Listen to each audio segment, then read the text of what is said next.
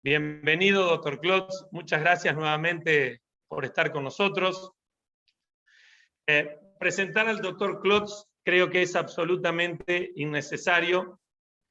Más allá de todos los títulos que el doctor Klotz pueda tener, creo que el doctor Klotz ha hecho un aporte increíble a la urooncología. Hace 20 años, cuando el doctor Klotz, siendo cirujano, nos dijo a los cirujanos que no teníamos que operar cáncer de próstata, era muy difícil hacerlo. Hoy en día, cuando todas las guías dicen que la vigilancia activa es una excelente opción de primera línea, es muy fácil hacer vigilancia activa. Pero hace 20 años, cuando el doctor Klotz presentó su primera serie de 100 pacientes, hablar de esto en un ambiente de urooncología realmente necesitaba mucho coraje, necesitaba una gran imaginación, una gran humildad para un cirujano y sobre todo reconocer que a veces nosotros podemos hacerle peor a los pacientes que el propio tumor. Por eso, muchas gracias al padre de la vigilancia activa por hacernos a nosotros mejores médicos. El currículum sin corbata del doctor Klotz no es menor. Yo el año pasado ponía esto, mostraba cómo un día feriado internacional, 1 de mayo, el doctor Klotz en menos de 2 horas nos respondía que aceptaba. Y este año no ha demorado absolutamente nada en aceptar una invitación de un pequeño grupo, muy pequeño grupo, desconocido en el mundo, y él siempre estuvo dispuesto. Agradezco haber compartido con él algunas instancias espectaculares y agradezco seguir teniendo amigos en común, como nuestro amigo Juan Pablo Sade. Así que, doctor Klotz, bienvenido. La presentación es tuya. Go ahead. Thank you, Levin, for that lovely. Muchas gracias, Levin. Una muy linda presentación. Es realmente un placer hacer esto. Yo me siento en conexión con Uruguay, aun cuando nunca estuve allí, pero mi hermano vive ahí ahora, porque tiene una propiedad a unas horas de Montevideo y espero poderlo visitar en algún momento en el correr del año o en cuanto se pueda viajar. Entonces, me agrada mucho tener esta oportunidad para hablarles a ustedes. A ver, voy a poner las diapositivas. ¿Se ve bien? ¿Se ve bien? ¿Sí? Bien. Entonces, esto es Toronto en su mejor aspecto. En este momento estamos en lockdown, todo está cerrado, excepto por algunos almacenes de primera necesidad. Está muy difícil la cosa con COVID y yo creo que tienen la misma situación en Uruguay y de hecho en todo el mundo. Pero hasta hace un rato, por lo menos en mi mundo, parecía como que la única enfermedad que importaba era COVID y todas las otras enfermedades se dejaban de lado, pero por supuesto que los pacientes siguen teniendo otras enfermedades además de COVID. Entonces, yo creo que realmente no tenemos que pedir disculpas por estar hablando de cáncer de próstata, que sigue siendo un problema de salud pública muy importante, aún con COVID. De hecho, acabo de escribir un artículo publicado en el Journal of Urology comparando COVID con el cáncer de próstata, porque en mi opinión, la respuesta de la política pública en Canadá, que por lo menos ha sido muy drástica en Canadá, es tratar a todos los pacientes con una prostatectomía radical, independientemente del cáncer que tiene. Y no es eficaz, no funciona, y hay algunas lecciones que nos deja el cáncer de próstata que se puede aplicar también a COVID, pero esa es otra historia. Ahora les voy a dar una reseña general de dónde nos dirigimos y especialmente algunas de las nuevas herramientas que están disponibles para mejorar el tratamiento de los pacientes con cáncer de bajo riesgo. Levin citó una publicación de 1990, que habíamos empezado en 1997 y la terminamos en el 2002 y no hubo muertes en esa publicación y realmente, como dijo Levin, empezó mucha controversia que siguió durante 10 años y ahora, por supuesto, muchas cosas han cambiado. Entonces, en primer lugar, ya no se discute si esto es un buen concepto o no. Y hay un acuerdo general de que sobretratar, un exceso de tratamiento es un problema. Sabemos mucho más ahora de la enfermedad oculta de alto grado, es decir, el paciente que la imagenología convencional y la biopsia sistemática puede perderse. Sabemos, por ejemplo, los parámetros como para predecir quiénes tienen cáncer de alto grado. Sabemos también las limitaciones que tiene la cinética de PSA. Entonces, por los primeros 13 años utilizábamos la cinética de PSA para disparar el tratamiento de los pacientes. Después fuimos y miramos eso hacia atrás y vimos que no funcionaba y que identificábamos en muchos pacientes que tenían una enfermedad insignificante y su PSA aumentaba por prostatitis. Por lo tanto, no es confiable como para disparar el tratamiento, aunque sí identifica pacientes en más alto riesgo que tienen que ser estudiados más de cerca. Tenemos la resonancia magnética, que no la teníamos, obviamente, hace 20 años, ni siquiera hace 10 años, pero esto ha cambiado las reglas de juego, aun cuando tiene sus limitaciones, y voy a hablar de eso. Tenemos estudios de modelación robusto, tenemos registros, múltiples registros grandes y maduros. Ya debe haber 1000 pacientes que han sido seguidos durante más de 15 años en estos registros y en términos generales más de 10.000 pacientes que han sido comunicados y prácticamente 4.000 publicaciones a esta hora. Es un área muy activa. Entonces, en primer lugar, vamos a ver un resumen de qué cosas se han acordado, aunque hay todavía cosas discutidas. Todos los que trabajan en este terreno están de acuerdo con un par de puntos clave. En primer lugar, que el patrón 3 es muy diferente del 4. La cinética molecular de Gleason 3, en casi el 90% de los casos, es normal, mientras que en cáncer de más alto grado tiene una pérdida del gen supresor como P10 o tienen amplificación de un oncogen como MYC. En el patrón 3, estos son normales, como células normales. Lo que esto quiere decir es que el patrón 3 es un cáncer que no hace metástasis, pero yo creo que este es uno de los conceptos clave que hay que darse cuenta. Si su paciente tiene una Gleason 3 de alto volumen y tiene un alto potencial de tener cáncer, pero no de hacer metástasis, siempre y cuando siga con un patrón 3, y esto no debe inducir a tratarlo. Se discute hoy en día si todavía deberíamos llamar a Gleason 3 un cáncer. Y ciertamente nos facilitaría la vida si cambiáramos el término y le pusiéramos otro nombre equivalente a, a Panlob, que en cáncer de vejiga son lesiones papilares totalmente benignas. En el Panlump de la vejiga es solamente un 5% de los casos de esos cánceres de vejiga invaden, y por eso es que los urólogos no quieren dejar de llamarlo cáncer porque puede invadir, pero vamos a ver qué es lo que va a pasar con el Gleason 3. Hay dos estudios, un estudio de 12.000 pacientes con Gleason, con 6 cánceres, uno de los con 12.000 pacientes y otro con 14.000 pacientes, y que acá no tenemos el problema de la biopsia con equivocándose de grado. Y en los dos estudios, 0.2% de los pacientes tenían metástasis.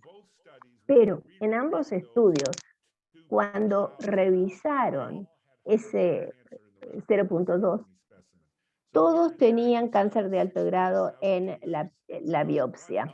en realidad. Entonces, de todos estos, ni un caso tuvo enfermedad metastásica, ninguno. Ahora, yo he estado recabando todos estos casos raros, le pregunto a la gente, a ver, aquí, ¿alguien tiene algún paciente con un Gleason 6 con confirmación quirúrgica que pasó a tener metástasis?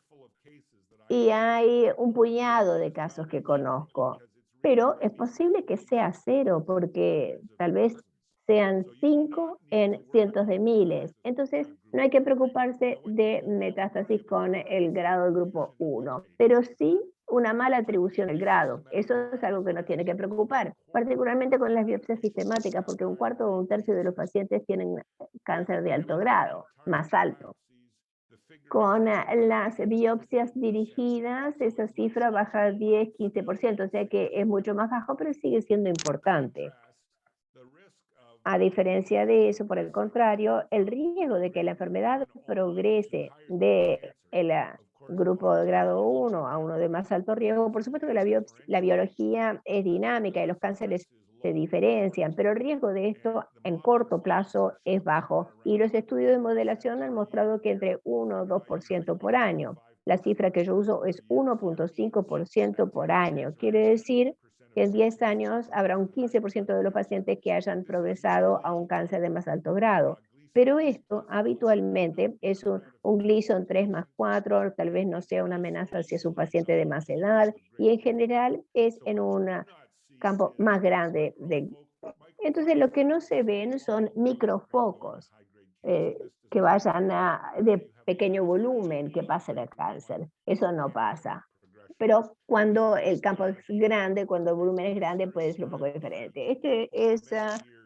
Son nuestros datos basados en las biopsias seriales en varios años y 1% del año es lo que se estima de progresión real. Entonces yo dije que el 90% del grado un grupo 1 tiene una genética normal, pero es importante que hay alguna población que tiene un grado más alto, que tiene peor genética, más mutaciones. Este es un estudio reciente que definió el riesgo genómico promedio, que es un metascore de aberrancia genética. Y ustedes pueden ver la segunda línea aquí, es el grado, o sea que este es el grado grupo 1, el celeste, más oscuro es más alto grado. Este es el mapa de calor que va de genética molecular normal a muchas aberraciones, muchas mutaciones. Y ustedes ven aquí 2% del grupo grado 1, con genética mala, tienen un metascore alto de aberrancia, que no es 0. Yo creo que lo que pasa es que muchos de estos grupos grado 1 con mala genética están a punto de transformarse a un cáncer de más alto grado. Por lo tanto, para el momento en que ustedes empiezan a tratan a estos pacientes o los rebiopsian, tienen un cáncer de más alto grado. O sea que hay que hacer un seguimiento de los pacientes, hay que alertarlos de esto. Pero vuelvo a decir que pese a este 2% con mala genética, prácticamente nunca vemos pacientes con cáncer de próstata de grado grupo 1 que hacen metástasis. Los datos clínicos que ya se conocen bien, quiero comparar simplemente las dos series de arriba, que son las series prospectivas muy grandes, como el preestudio de abajo, el PRIAS abajo, es un estudio multicéntrico con miles de pacientes y tienen diferentes criterios de clasificación, y los dos extremos son los de arriba. Nuestra serie, que es muy inclusiva, pacientes con 3 más 4, pacientes con PSA de tanto como 20, queríamos ver cómo funcionaba contra el grupo de Hopkins por Ben Carter, que era muy restrictivo. Solo Gleason 6, estos son los criterios, ninguna cilindro mayor de 20, y también ahora tenemos un experimento viendo cómo funcionan. Y estos son nuestros datos de hace unos años, estábamos justo por actualizar esto. Pero las cifras siguen teniendo el mismo aspecto. 1.5% de mortalidad por cáncer de próstata y la mortalidad actuarial, habiendo sido todos los pacientes 15 años, un 5%, pero de hecho solamente 1.5% murieron por cáncer de próstata. Entonces, cuando esto se publicó,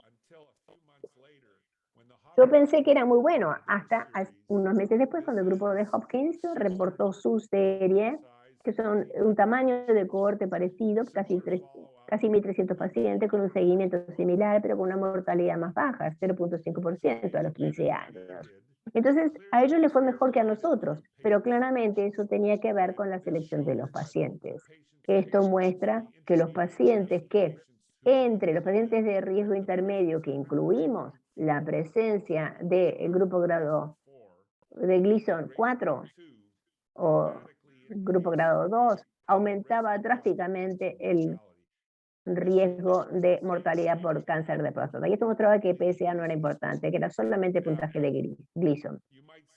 Ahora uno podría decir, esto nos sorprende, porque sabemos que el patrón de 4 de Gleason es peor, pero nosotros manejamos estos pacientes muy cuidadosamente, los tratamos como si estuvieran progresando y a pesar de eso, a los 15 años teníamos una mortalidad de 30% en los pacientes que tenían un grupo grado 2 o más alto en la línea base. Entonces lo que pasó a lo largo de los años es que hubo una convergencia. Nosotros nos hicimos más selectivos sobre los casos de Gleason 3+4 y el grupo de Hopkins amplió sus criterios para incluir todo el grupo grado 1 y seleccionando los pacientes de grado 2. Voy a volver a hablar de los grados 2 y ahora entonces tenemos un abordaje bastante similar y yo creo que esto se ha ampliado ampliamente en el mundo, que la estrategia de manejo de elección para la mayoría de los pacientes de grupo 1, grado 1, es así. Y esto es pacientes con biopsias sistemáticas. Con biopsias dirigidas, el porcentaje cae a un 50%, hablando en términos relativos. Entonces, alrededor pasa de un tercio a un quinto o un 20%. O sea que todavía hay algunos que se diagnostican mal, incluso con biopsias dirigidas. Entonces, una de las preguntas es, ¿cuán importante es el seguimiento, el protocolo de seguimiento? Acabamos de publicar esto, fuimos hacia atrás y miramos cómo evolucionaban los pacientes que cumplían con nuestro protocolo, particularmente la biopsia al año y luego biopsias periódicas cada 3, 5 años. En el terreno de la oncología hay muy pocos datos que muestran que la manera que seguimos a los pacientes realmente hace una diferencia en términos de su sobrevida. Pero ante nuestra sorpresa, encontramos que en esta área sí, realmente hacía una diferencia. Entonces ustedes aquí pueden ver la línea roja son los pacientes que cumplían con el protocolo de la biopsia, la línea negra es los pacientes que no, y ven que había una diferencia en la mortalidad de cáncer de próstata y en la sobrevida libre de metástasis, y una tendencia hacia una mejoría incluso en la sobrevida global en los pacientes que cumplían. De manera que hay que hacer un seguimiento de estos pacientes con grupo grado 1, tiene que hacerles biopsia o volverles a hacer estudios imagenológicos, ciertamente seguirlos de cerca o van a pagar el precio. Y eso es porque habitualmente tienen un cáncer de más alto grado oculto que ustedes sí diagnostican en el seguimiento. Una de las excepciones es la historia del BRCA2. Todo el mundo ya sabe de esto, pero simplemente para enfatizar que en biología, la biología que en el cáncer esporádico que ustedes ven abajo, es un proceso largo.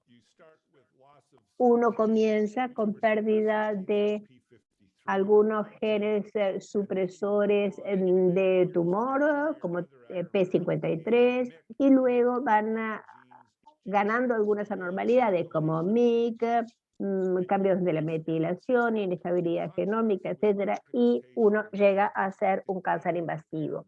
A diferencia de la mutación de BRCA, en la que las mutaciones se dan constantemente y no se corrigen. Esto habitualmente es un defecto de la reparación de la doble hebra del ADN. Y una vez que se comienzan las primeras células cancerosas, todo es una explosión, pasa muy rápido. Entonces, si la estrategia es conservadora, con una vigilancia activa, eso no es nada bueno.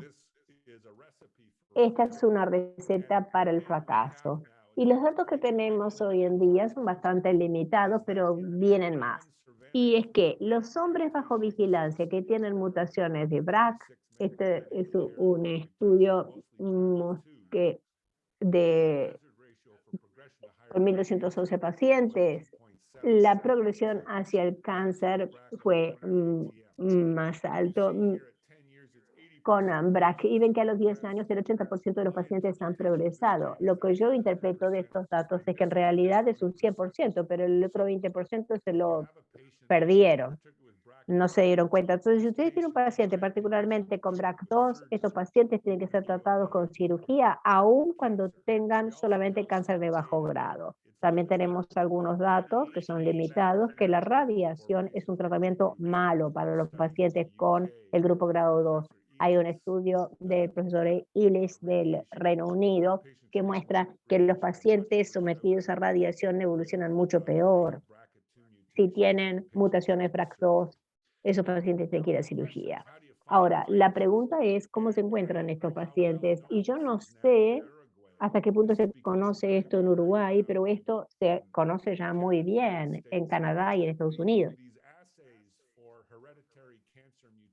Son ensayos que buscan mutaciones hereditarias y se han abaratado mucho y hay una amplia difusión. Se llama color.com. Esto está disponible internacionalmente. El paciente simplemente entra en línea, paga o $100 o $250 de Estados Unidos y reciben un hisopo por correo, lo moja con saliva, lo vuelve a mandar y un par de semanas después tienen una muy buen informe, particularmente con respecto a los de reparación. Entonces yo le recomiendo a los pacientes que tienen cáncer, antecedentes familiares de cáncer de ovario, de mama o de próstata, que lo hagan, particularmente si hay enfermedad metastásica, porque los datos son muy sólidos y los pacientes lo aprecian muchísimo. Por supuesto que si ustedes encuentran un paciente que tiene una mutación BRCA, y eso que puede tener implicancias para sus parientes, pero también ellos mismos. Entonces, al hacer eso, ustedes pueden tener impacto sobre la salud de toda la familia. El próximo tema es la imagenología y por supuesto que ha sido un avance enorme. Entonces, simplemente como ejemplo, este es un paciente cuya biopsia original mostró una post-core de 10% con Vision 3+3, o sea que antes se le hubiera hecho una biopsia al año que hubiera podido mostrar o no mostrar algo, pero ven ustedes, ahí está la lesión. Imagínense invocarle con una biopsia a ciegas, tiene que tener mucha suerte. Este paciente se le hizo una resonancia magnética y una biopsia dirigida, tenía un Vision 4+3, se le hizo una prostatectomía, y aquí ven ustedes que el tamaño de la lesión de alto grado era mucho más grande que lo que se sospechaba en la resonancia magnética, y desgraciadamente esto es una limitación de siempre de la resonancia magnética, que subestima 1/3 el cáncer. Y esto es un caso característico porque el cáncer era anterior, de manera que los cánceres anteriores tienen una gran proporción de los pacientes que no se les ve el cáncer. Aquí ven otros focos de 3+3 en la biopsia que realmente era significante, pero el cáncer real era anterior y ese se lo comieron. Pero ¿cómo funciona la resonancia magnética? Desgraciadamente, a esta altura tenemos muchos datos de las limitaciones de la resonancia magnética, que son muy importantes. Esto es de un centro de excelencia en UCLA, prácticamente 600 hombres con cáncer de próstata intermedio a alto riesgo, a los que se les hizo resonancia magnética y prostatectomía radical. ¿Hasta qué punto la resonancia magnética se correlaciona con la enfermedad real en la próstata? Ustedes pueden ver acá abajo a derecha, estos son los pacientes que tenían cánceres multifocales. Y Ustedes pueden ver aquí que prácticamente 80% de los cánceres de menos de 1 centímetro se los perdieron, comieron, 80%. Es choqueante. La resonancia magnética no logró diagnosticar 40% de los cánceres del grupo grado 2, un cuarto de los cánceres del grupo 3. O sea que ustedes no pueden confiar en la biopsia dirigida sola y ese mensaje es absolutamente claro. Y también subestima el volumen, como ya dije. Hay otro estudio del mismo grupo que compara el volumen en la resonancia magnética y el volumen del cáncer. Un tamaño de resonancia magnética media de 1.6 centímetros cúbicos quiere decir que en realidad es 2.4 centímetros cúbicos, o sea que es un valor que en realidad tiene que duplicar. Y esto es algo que hay que recordar. A medida que avanzamos con la terapia focal, uno tiene que suponer que la lesión que uno ve en la resonancia es menor que lo que en realidad es. Unos datos más sobre las limitaciones de la resonancia. Estos son datos que yo publiqué. Hicimos un estudio aleatorizado en hombres bajo vigilancia, comparando la biopsia sistemática a la vigilancia sistemática más biopsia, 233 hombres. Yo pensé que ciertamente este estudio iba a ser positivo, que íbamos a demostrar que la biopsia selectiva iba a aumentar la tasa de encontrar cáncer importante en estos hombres, pero no lo logramos demostrar. Este es uno de los peores datos de resonancia magnética declarados. En primer lugar, no hubo diferencia en cuanto a los aumentos de grado. Inclusive los hombres que tenían lesiones positivas, ven ustedes aquí el puntaje en la resonancia 3, 4, 5, solamente un tercio de los hombres con una lesión PIRA tenían un cáncer importante. Este es el estudio Precision del grupo de Londres, en Inglaterra. No era una cohorte bajo vigilancia, pero sí tenían PSA elevado, un 83% de valor predictivo positivo de una lesión PIRA 5 contra 33%. En retrospectiva, lo que hizo nuestro estudio fue demostrar que hay una curva de aprendizaje muy empinada para las biopsias selectivas. De hecho, nosotros mostramos en una publicación ulterior que la resonancia sí tenía valor porque la tasa de aumento de grado era mucho más baja en un seguimiento de 2 años en los pacientes a los que se les había hecho la resonancia, pero simplemente es para recordarles que hay que ser cautelosos. Este es un estudio del Memorial Sloan Kettering que muestra cómo diagnostica la resonancia magnética y no es bueno. Un tercio de los pacientes que tenían resonancia estable de 3 años, bueno, se les subió de grado a un grado más alto. Incluso los que mejoraban la resonancia, se tenían una lesión PIRA 4 que había desaparecido, que se había convertido a un PIRA 3. Aún ahí, un 20% de los pacientes tenían progresión de grado.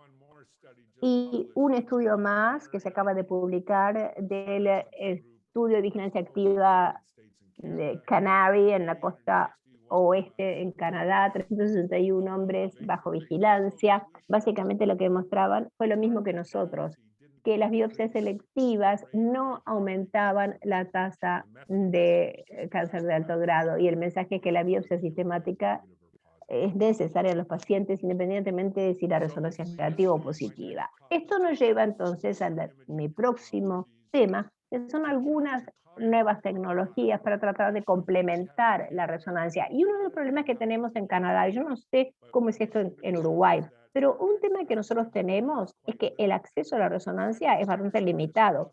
En los centros de excelencia es posible que los pacientes se les haga una resonancia bastante bien, pero en la mayor parte de Canadá es muy difícil que el paciente se le haga una resonancia de próstata y particularmente que se le repitan al pasar el tiempo. Entonces, esta es una tecnología nueva que es la micro ultrasonografía de alta resolución, que fue desarrollado en la institución en la que yo trabajo. Y yo oí hablar de esto hace unos 10 años, por primera vez, porque en mi laboratorio de investigación estábamos estudiando cánceres en ratones y me conecté con otro científico del grupo de imagenología que había desarrollado la microultrasonografía que permitía tomar imágenes de un cáncer que era de 0.5 milímetros. Entonces, esto sirve en un ratón. Hicimos un par de estudios muy lindos viendo el crecimiento in vivo de cáncer de próstata ortotópico con ultrasonografía. Yo nunca pensé que esto se aplicaría en humanos, pero sí. Y los científicos comercializaron este dispositivo que tiene este aspecto, parece como un ecógrafo normal, pero tiene 6 a 9 megahertz. La diferencia es que la resolución, en vez de ser 200 micrones, es 3 veces mayor, 70 micros. 70 micras es el diámetro de un ducto prostático. Lo que esto quiere decir es que con esta tecnología ustedes pueden ver alteraciones en la anatomía ductal que no son visibles con la ultrasonografía convencional.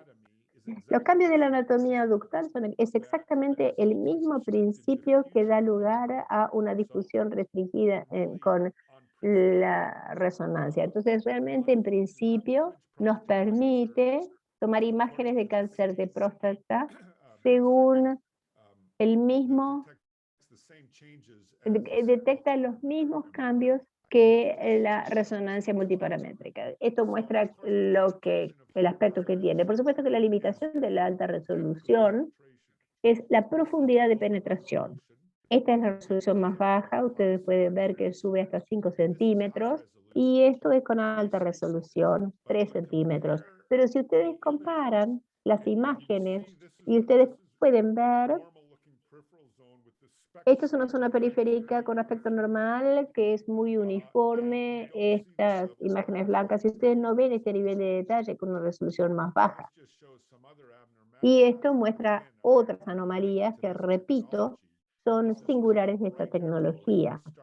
Esto se llaman, es como un cielo estrellado y está asociado con un cáncer de próstata de alto grado. Muchos de estos patrones, yo he estado haciendo ecografía de próstata ya 20 años o más, y yo nunca había visto este tipo de patrones con la ecografía convencional. Bueno, no era que los estuviera buscando, pero con esta tecnología uno lo ve muy fácilmente, se ve la anatomía muy claramente. Allí hay un paquete neurovascular, nervioso, y una de las cosas que se ven, por ejemplo, es un tracto de la aguja. Esto es a los 5 años de la biopsia, y se sigue viendo el trayecto de la aguja.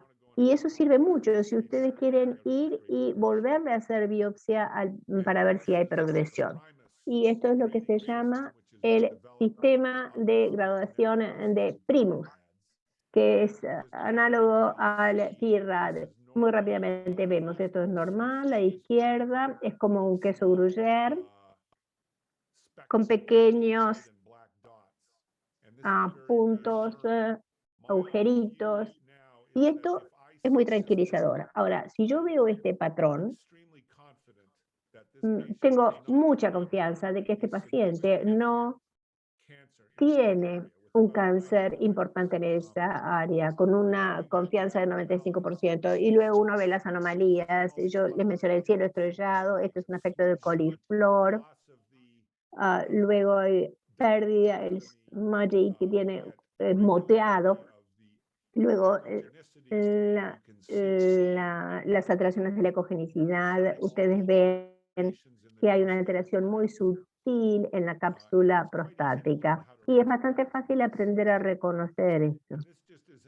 Y esto es como ejemplo. Aquí ven un paciente con una lesión apical muy típica de 1 centímetro de diámetro, y esto probablemente fuera visible con la resonancia. Con la resonancia uno haría el procedimiento, el radiólogo, esperemos que lo vea, lo registra, al paciente lo derivan para la resonancia con tecnología de fusión, y uno espera que apunte a esto, pero al paciente le implica ir 2 veces y hay muchas fuentes de error y lo demostré en el estudio que mostré antes. En este paciente ustedes le hacen la ecografía, ven la lesión, le ponen la aguja y bang.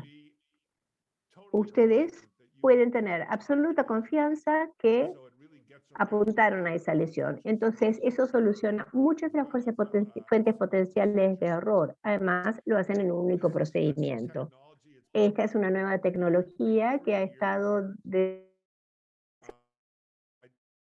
Pero esto es un registro publicado recientemente de los primeros 11 centros en el mundo que empezaron a utilizarlo. Esto representa en gran parte la curva de aprendizaje. Estos 11 centros son de 4 o 5 países diferentes. Fue adoptado muy temprano en Italia, en Alemania, y hay varios centros en Canadá, incluyendo el mío.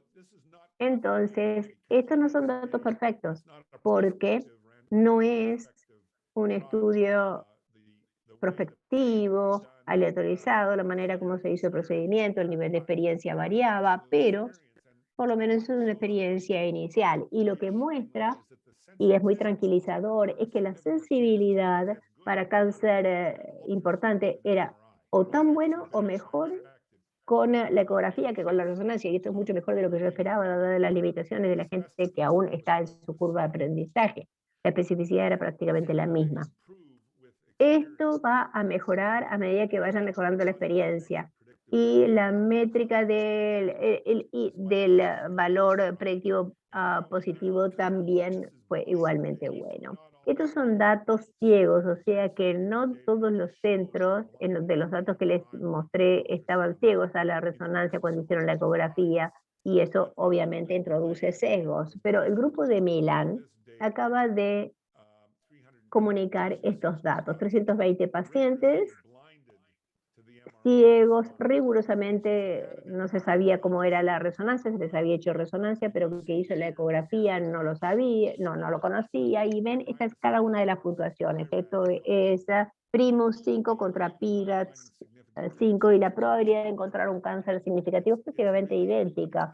Realmente es impresionante lo parecido que es el resultado de la microultrasonografía con la resonancia. O sea que, bueno, la palabra de alerta que esto son 1.700 pacientes. Tenemos evidencia a nivel 1 apoyando la resonancia magnética, y la calidad de los datos con la resonancia magnética son mucho más altas, pero yo sigo pensando que esto es un paso hacia adelante muy valioso. Lo próximo son los biomarcadores, y eso realmente tiene que ver con los pacientes de riesgo intermedio fabarables. El paciente al que le tenemos que ofrecer vigilancia a los hombres con un Gleason 3+4, grupo grado 2. Y la respuesta, esa era la pregunta, y la pregunta es sí, pero selectivamente. Y la evidencia es, en primer lugar, del estudio PIVOT, un estudio de Escandinavia que comparaba la prostatectomía radical y ningún tratamiento. Hay un seguimiento de 29 años, es el SPCG 4. Este es un estudio que da la base para la prostatectomía para el cáncer de alto grado, pero pese al hecho que todos miramos este estudio para justificar los beneficios de la cirugía, quería destacar que en el Gleason 3+4 hay un enorme beneficio de los cánceres de alto grado con cirugía con un hazard ratio de 5 a 10, pero para el grupo grado 2, 3+4, Gleason 3+4 no benefician con la cirugía. Esto no quiere decir entonces que no se beneficien, porque el ensayo tenía sus limitaciones, pero sí quiere decir que muchos de estos pacientes son candidatos para un manejo conservador. No se ve. El Gleason 3+4 no tiene beneficio en mortalidad. ¿Cómo los elegimos? Bueno, ahora tenemos muchos biomarcadores, estos son los que están disponibles comercialmente, pero vienen más, y todos estos están tratando de hacer lo mismo, que es estratificar a los pacientes que o todavía no se les hizo la biopsia, o se les hizo una biopsia que mostró grupo grado 1 o negativo para identificar a los pacientes que tenían un cáncer de más alto grado. Y ustedes pueden ver que varían según fuera basado en sangre, orina o tejido, varían en costo. El área bajo la curva para encontrar un cáncer grado 2 es similar, alrededor de 0.7 a 0.8. En el momento, el ensayo MDX tiene el área bajo la curva más grande, pero nunca se los comparó con cabeza a cabeza. Nosotros estamos haciendo una comparación cabeza a cabeza en Canadá en este momento, pero todavía no tenemos datos. Entonces, todos funcionan. Ninguno de ellos es perfecto, pero todos tienen algo de valor. Entonces, en primer lugar, algunas preocupaciones sobre los biomarcadores tisulares. Estos son los más caros. Y lo que estos biomarcadores tisulares, bueno, lo que hacen es una microdisección de los cánceres de menor grado, de los del portaobjetos, bueno, y se le hace una serie de ensayos genéticos moleculares a esos cánceres con microdisección, y como insume mucho trabajo, son ensayos muy caros, alrededor de $4.000 en Estados Unidos, agregan valor, pero hay una preocupación importante, una palabra de alerta, y tiene que ver con la heterogeneidad del cáncer de próstata, porque estos pacientes, por definición, tienen multifocalidad. Uno mira la biopsia para ver si tienen un cáncer de más alto grado en otro lado, y ahora hay varios estudios que muestran lo mismo. Este es uno de ellos.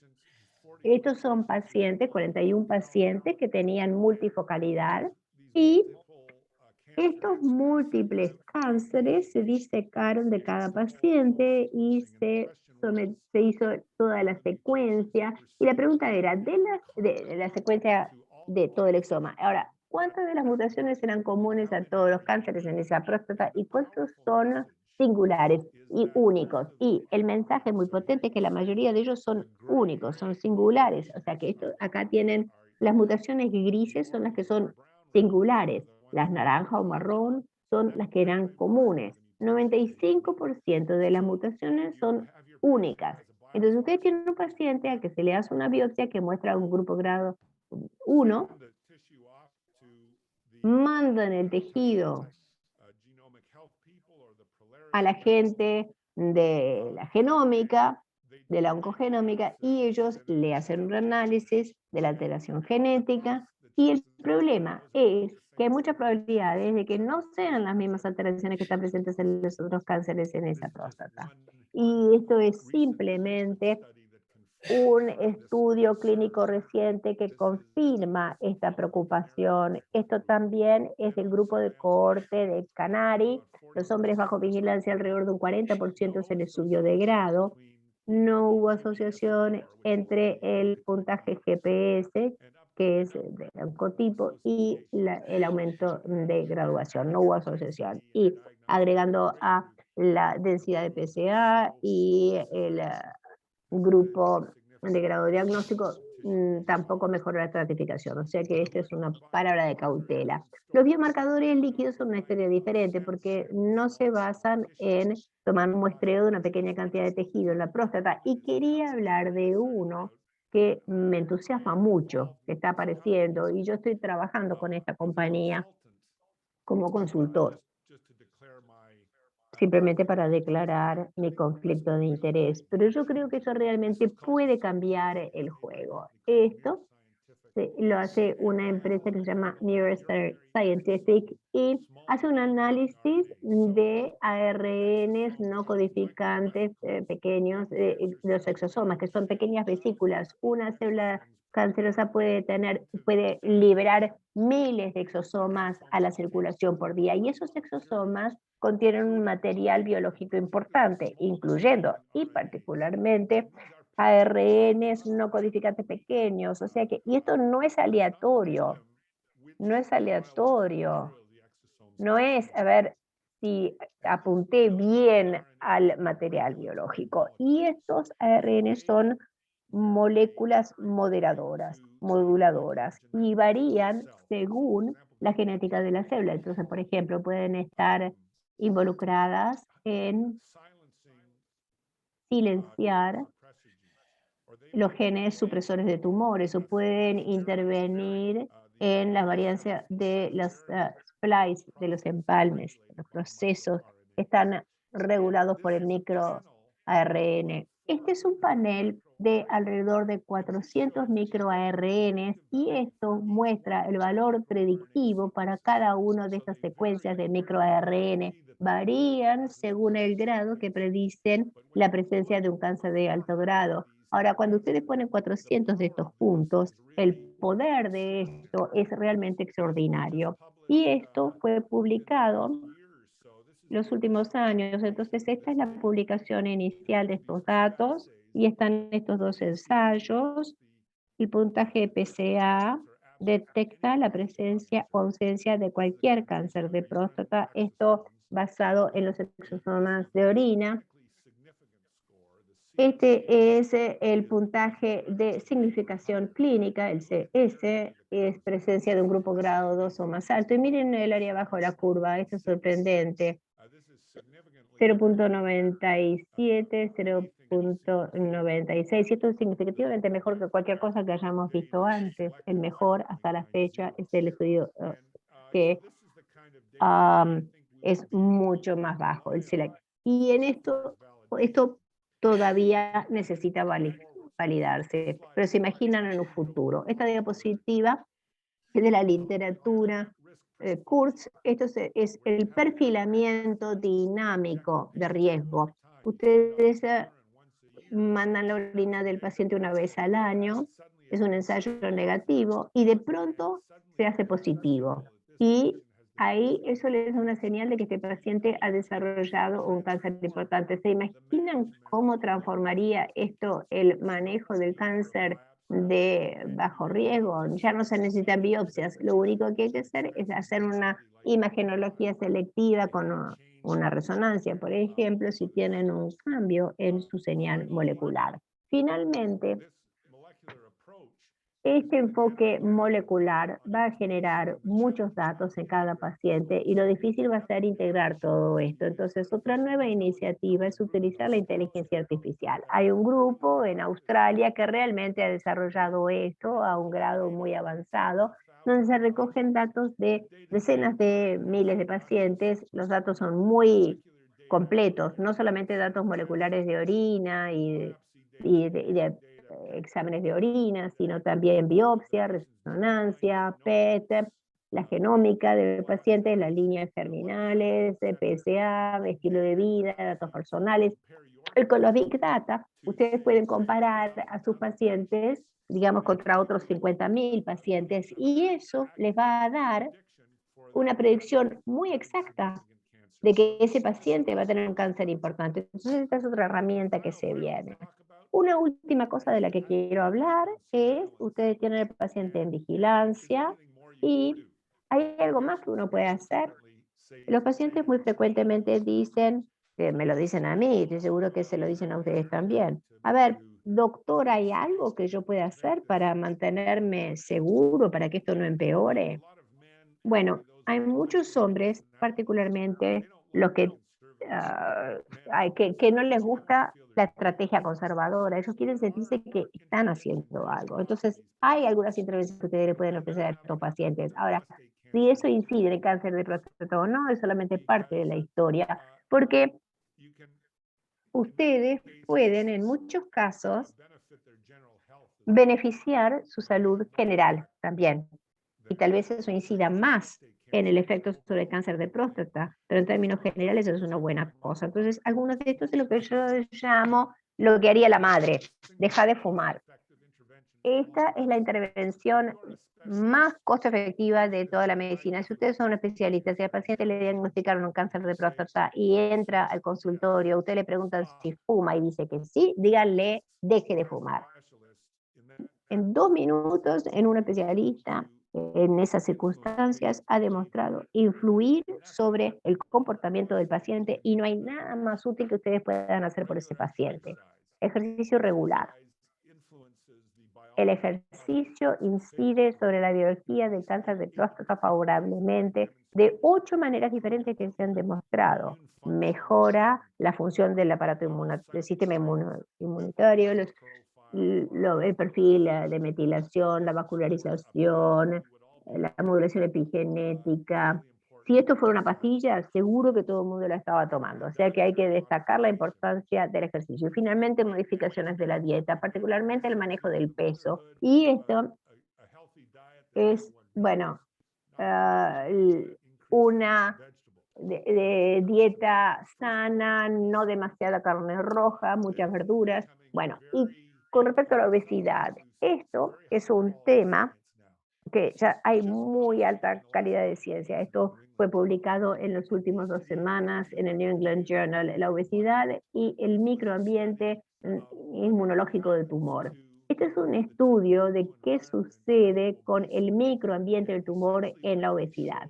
Esencialmente, lo que demuestran es que los hombres obesos tienen una alteración del metabolismo tumoral. Las células tumorales aumentan la captación de ácidos grasos libres y eso paradójicamente mata de hambre a las células inmunitarias de la grasa necesaria y lleva a lo que se llama la partición de los ácidos grasos y una mala inmunidad contra el tumor. Se ha demostrado que la obesidad altera las defensas contra el tumor y esto es fundamental para mantener a los cánceres bajo control. Si a alguien le interesa, esa es la referencia de Encel. Y bueno, está la prolil hidroxilasa 3. En los hombres obesos pueden tener esa alteración que altera la inmunidad. O sea que traten de que los pacientes obesos pierdan peso y eso está avalado por ciencia sólida. La otra pregunta tiene que ver con las modificaciones de la dieta. Ustedes les dicen que alteren su dieta, que cambien la dieta para evitar la progresión. Entonces yo creo que tenemos los mejores datos que vamos a obtener de esto durante mucho tiempo. Es un artículo del JAMA, que es el estudio MIL, que aleatorizaba a los pacientes. Algunos reciben una intervención y un panfleto. La intervención dietética le decían que aumentaran las frutas y las verduras y que disminuyeran las grasas. No funcionó. No funcionó. Darle un folleto, simplemente. Esto muestra la probabilidad de que aumente PSA o que empeore la cinética de PSA o que suba de grado, de que no hay ninguna diferencia después de 2 años con esa intervención en ninguno de estos objetivos. O sea que yo creo que todos en la medicina saben que la dieta en el curso de la vida tiene una importancia vital en la salud, pero una vez que a uno le hacen un diagnóstico de cáncer de próstata, uno piensa que no hace tanta diferencia, por lo menos en el nivel intermedio, si ustedes modifican la dieta o no. Y luego, finalmente, y muy brevemente, esto es para los hombres que quieren ser proactivos. Hay hombres que dicen, bueno, yo quiero hacer algo. Y hay 3 intervenciones que ustedes pueden hacer. Ninguno está avalado por estudios aleatorizados prospectivos, aunque se han hecho estos estudios, pero estos son todas intervenciones baratas e inocuas que además benefician otros aspectos de la salud que yo creo que le pueden ofrecer a sus pacientes. Entonces esto es vitamina D, particularmente en los países del norte, estatinas de baja dosis. Yo voy a mostrar algunos datos. La vitamina D, yo no sé, Uruguay probablemente haya más sol que en Canadá, pero en Canadá las deficiencias de vitamina D realmente es la norma, es la regla. Los pacientes de más edad no se exponen al sol y hay todo tipo de datos epidemiológicos. Aquí tienen un metaanálisis que muestra que la mortalidad de cáncer de próstata aumenta en los pacientes que tienen bajos niveles de vitamina D, de manera que esto cuesta centavos por día Bueno, entre 1.000 y 1.500 unidades internacionales por día, eso vale la pena hacerlo. Lo segundo son la acetatina. Por supuesto que la acetatina también tiene otras ventajas para la enfermedad cardiovascular, pero hay muchos estudios que muestran la asociación entre estatinas de baja dosis y una reducción de la mortalidad por cáncer de próstata y las metástasis. Y tenemos buena ciencia que respalda esto, que las estatinas inhiben la vía que lleva a, por ejemplo, a varios factores de mutación. De manera que yo diría que hay que recomendar algo como atorvastatina, 10 miligramos día, si el paciente no lo está recibiendo todavía. Tiene, como decía, beneficio cardiovascular y para el cáncer de próstata. Y lo tercero es la metformina. La metformina cada vez más parece como que es un fármaco que preserva la salud, incluso el paciente sano. Por supuesto que es un para los diabéticos, pero a una dosis baja, entre 500 y 450 miligramos por día, tiene dos mecanismos de acción: reduce el estrés oxidativo, inhibiendo la activación de AMPK, y además da lugar a niveles más bajos de insulina y glucosa y niveles más bajos de señalización mTOR-DNKT. Hay muchos datos. Aquí hay 30 estudios de cohorte mirando la relación entre cáncer de próstata y uso de metformina, especialmente en pacientes diabéticos. Y ven ustedes que hay una muy fuerte indicación de que reduce la mortalidad por cáncer de próstata y las metástasis en hombres que reciben metformina. Estamos haciendo un estudio aleatorizado comparando metformina y placebo en pacientes bajo vigilancia activa. Esto es lo que tenía para hacer. Este es nuestro protocolo de tratamiento. Diagnóstico inicial basado en biopsias de 12 cilindros más selectivos, luego resonancia, PSA cada 6 meses, biopsia confirmatoria dentro de un año, una biopsia selectiva si no se había hecho, luego hacemos resonancia cada 2 o 3 años, repetimos la biopsia dirigida si hay cambios, y ciertamente los pacientes siguen necesitando la biopsia sistemática. Ahora la hacemos cada 4 o 5 años, y los otros parámetros clínicos siguen estables, y la única razón para intervenir ahora es si hay una progresión de grado y bajo criterio médico. Bueno, con todo gusto recibo preguntas y lamento si me pasé de hora.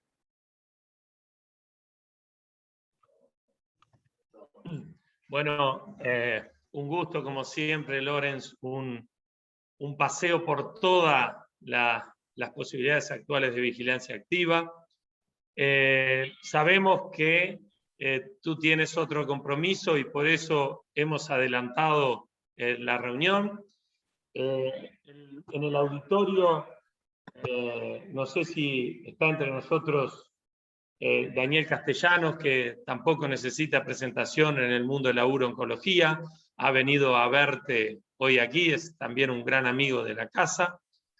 Y algunas preguntas del chat que creo que han quedado contestadas, pero que se pueden reafirmar. Lorenz, en tu práctica diaria, ¿qué valor le das tú a cuando sube el PSA? No es criterio para tratamiento activo, puede ser criterio para adelantar resonancia, adelantar biopsia. Yes, so that's a great question. Sí, muy buena pregunta. Y nuestra opinión ha ido cambiando a medida que fuimos teniendo más evidencia. Como yo dije, nosotros, si se duplica la cinética de PSA al doble en menos de 2 años, sí, era lo que usábamos antes, pero no funcionaba. Y la razón era que la mitad de los pacientes que tenían un tiempo de duplicación en menos de 3 años o un aumento rápido de PSA no tenían absolutamente nada que les estuviera pasando. Era un artefacto. Entonces, no es suficientemente específico. Por otro lado, de los pacientes que evolucionan mal, en general tienen mala cinética de PSA que aumenta rápidamente, o sea que es sensible pero no específico. Entonces lo usamos como tú decís, es un disparador, repetir la resonancia, repetir la biopsia, pero Hoy en día, nunca tratamos a un paciente solamente porque le subió el PSA. Y tengo muchísimos pacientes en mi práctica cuyo PSA pasó de 10 a 15 a 20 o aún más, y seguimos haciendo el seguimiento de esos pacientes. Los controlamos. Entonces, en la mayoría de los pacientes eventualmente uno encuentra algo y entonces lo trata, pero no en todos. Muy bien, creo que es un concepto compartido de que antes nos asustábamos mucho cuando subía el PSA, cada día nos asustamos menos. Si alguien más quiere hacer una pregunta, y tenemos a Juan Pablo Sade también entre nosotros. Juan Pablo, ¿querés hacerle algún comentario a Klotz, alguna pregunta?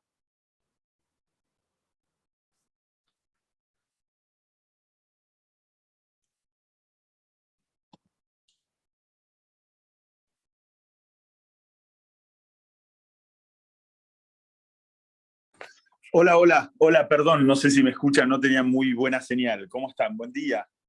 ¿Me escuchan? Yes. Sí, Juan Pablo, adelante. ¿Lo hago en castellano? ¿Hago mi pregunta en castellano? Como quiera, sí. Ok, bueno, lo que sea más fácil para la organización, perdón, pero lo que Es sea. lo mismo, Juan Pablo. Ok, perfecto. Bueno, la pregunta es, ¿qué tanto piensa él que los resultados no del todo satisfactorios con la resonancia, con la incorporación de la resonancia, tienen que ver con temas técnicos de cómo se hace la resonancia o con temas de la falta de experiencia o la falta de experiencia en lo que es el informe? O sea, que no es un problema del método en sí, sino de cómo se hace y cómo se informa. I think it's both. Yo creo que hay un poco de las dos cosas. Por un lado, uno de los problemas que tiene la resonancia es que hay una curva de aprendizaje muy grande en cada paso, la interpretación de la resonancia, hay riesgo de error con el fusion targeting, pero creo que también hay limitaciones de la resonancia, y es que no detecta muchos cánceres de alto grado pequeños, y los datos son absolutamente claros al respecto. En muchos centros de excelencia muestran que si ustedes toman un grupo de pacientes, por ejemplo, con un cáncer de próstata de riesgo intermedio y muestran la resonancia y la prostatectomía, vieron que se comieron muchos cánceres. O sea que tenemos que reconocer las limitaciones. Por supuesto que sirve, pero tiene sus limitaciones. Lo otro que implica son los temas técnicos. Si el paciente tiene, por ejemplo, una prótesis de cadera, o si el equipo no está bien afinado, es una tecnología muy compleja. Y esto es lo que yo entiendo. Hay días que el resonador funciona mejor y eso tiene que ver con el serpentín de refrigeración, por ejemplo. Es una tecnología muy delicada y no siempre funciona como debería o como se supone que debería funcionar. No es que esté tratando de reducir el valor de la resonancia, porque tiene mucho valor, pero yo no creo que realmente haya satisfecho las expectativas que teníamos hace 5 años. La gente decía que era GPS de la próstata y que iba a mapear exactamente lo que pasaba y que uno iba a ver cada cáncer. No, no es así.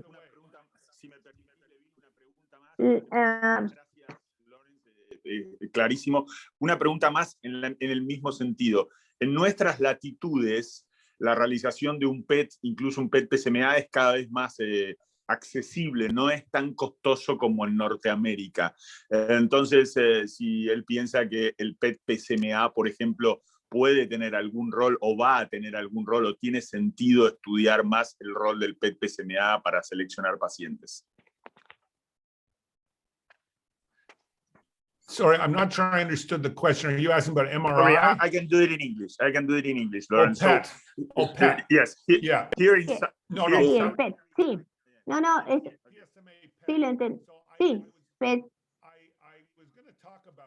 Sí, justamente iba a hablar. El PSMA PET es un enorme avance. El tema es si tiene valor en la enfermedad localizada. Y yo diría que no sabemos todavía la respuesta cierta, pero los datos que tenemos fundamentalmente vienen de Australia. Y es que para la enfermedad localizada, un cáncer de próstata no tratado no es mejor que la resonancia. Entonces, yo creo que definitivamente tiene un papel para los pacientes con enfermedad recurrente, pero en este momento yo no creo que tenga un papel para detectar la enfermedad localizada, no mejor que la resonancia o la ultrasonografía de alta resolución. Tal vez no sea peor. Entonces, si es fácil hacerlo y es barato, entonces tal vez sea bueno. Pero yo lo que les puedo decir es que en mi mundo no está disponible para el cáncer de próstata localizado solamente de una manera restringida para los pacientes que tienen recidivas. Entonces, yo no es algo que me entusiasme tanto. Muchas gracias. Muchísimas gracias. Folks, I'm going to have to say goodbye. I've got a case waiting for Me me. tengo que despedir, desgraciadamente tengo un caso que me está esperando. Lorenz, muchas gracias por haber estado nuevamente con nosotros. Será hasta la próxima que te tendremos personalmente en Punta del Este. Un abrazo. Okay. Please invite me to Montevideo in Sí, person. por favor, invítenme a Sin duda. Montevideo en persona, porque Sin me duda, encantaría sin duda. ir. All right. Bye-bye. Bye, bye. Bueno, amigos, muchas gracias a todos por haber estado. La verdad que estos cambios de horario nos cambiaron un poco la dinámica en la mañana, pero bueno, a los que les interese, como siempre, la masterclass va a quedar grabada, está accesible en la web de la cátedra www.catedradeurología.edu.uy y va a quedar grabada. A partir de mañana seguramente ya la podemos ver. Un gusto enorme haber visto nuevamente a los mismos amigos que a lo mejor no veía desde el año pasado por Zoom.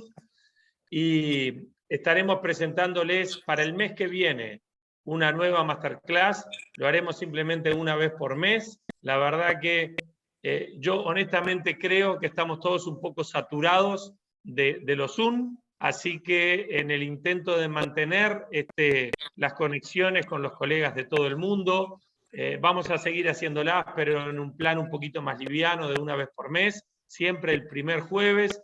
Y la verdad que en horario de la mañana, que es el horario que nosotros nos dedicamos a la academia en Uruguay, porque personalmente me niego a hacer un Zoom a las 8 de la noche, donde creo que todos deberíamos estar en actividades lúdicas y en alguna otra actividad que nos haga mejor a nuestra vida. Así que nada, si alguno de los presentes quiere hacer algún comentario o tiene algún comentario, los micrófonos se pueden abrir. Gracias a los colegas oncólogos por estar acá, a los colegas radioterapeutas, a los residentes de toda Latinoamérica que siempre están, los colegas uruguayos y argentinos particularmente, el grupo de Mendoza que siempre está. Bueno, ya vimos a Daniel y a Juan Pablo de ese grupo. Y bueno, nada, agradecer, veo que Gabriel al final, un poquito tarde, pero se pudieron conectar. Así que bueno, nada, esperemos que nuestro próximo invitado nos pueda mantener, pero la verdad es que por un error mío yo le había invitado a él para el primer jueves de abril, sin darme cuenta que el primer jueves se caía en Semana Santa. Y lo llamé cuando me di cuenta 10 días antes y le dije, Loren, ¿puedes cambiarlo para otro jueves? Y aún así aceptó cambiar. Se ve que hoy se le complicó la agenda o algo, y bueno, a la mañana temprano tuvimos que hacer esta improvisación. Pero bueno, como queda grabada la charla, nos sirve el pretexto para volver a juntarnos dentro de un mes. Levin, una palabrita nada más que me nombraste. Lamento muchísimo haberme conectado hace unos pocos minutos, y eso que apuramos la reunión docente nuestra que teníamos en la cátedra para terminar. Estamos con el doctor Cuello también ahí conectado. Y veo que está Mauricio. Realmente, primero, felicitarte por lo del año pasado, que fue brillante, la masterclass, y por supuesto nos enriquece a todos poder participar por distintos motivos, como te decís tú, la actividad académica a veces nos es complicado los horarios, pero por supuesto desde oncología, desde la cátedra, nuestro apoyo y nuestras felicitaciones por lograr lo que ya has logrado el año pasado, Levin, ya te conocemos, y sabemos de lo que sos capaz. Y bueno, en este momento, que ya son 9:23, tenés todavía 66 personas conectadas. Realmente, felicitaciones, y ni que hablar viniendo de vos y de Lauren Klotz con la capacidad de este hombre. Así que, nuevamente, felicitaciones, gracias por la invitación y gracias por permitirnos estar en este grupo tan lindo de gente que te sigue desde hace tanto tiempo, Levin. Para mí, ustedes saben muy bien, creo que es el área que más tenemos que trabajar, el realmente empezar a integrarnos y bueno, acercarnos a subespecialidades dentro de la uro-oncología, acercarnos a, como decía Mauricio una vez, no es cuestión de que yo te pase el paciente, es cuestión de que veamos el paciente en conjunto. Estamos trabajando para hacer eso, para lograr instancias de compartir consultorio directamente con los colegas oncólogos, ver los enfermos en conjunto en el mismo momento, por lo menos tener una fluidez de comunicación que haga que realmente a todos nos vaya mejor, nos va a ir mejor a nuestros pacientes y nos va a ir mejor a nosotros. Así que creo que eso es redondo. Si alguien quiere hacer algún comentario, está abierto, y si no, bueno, muchísimas gracias a todos nosotros. En el momento en que Klotz nos llamó, empezábamos a tomar la prueba del semestre por Zoom. O sea que tuvimos que suspender la prueba del semestre y bueno, ahora vamos a rearmar todas las reuniones por Zoom y seguiremos con los residentes.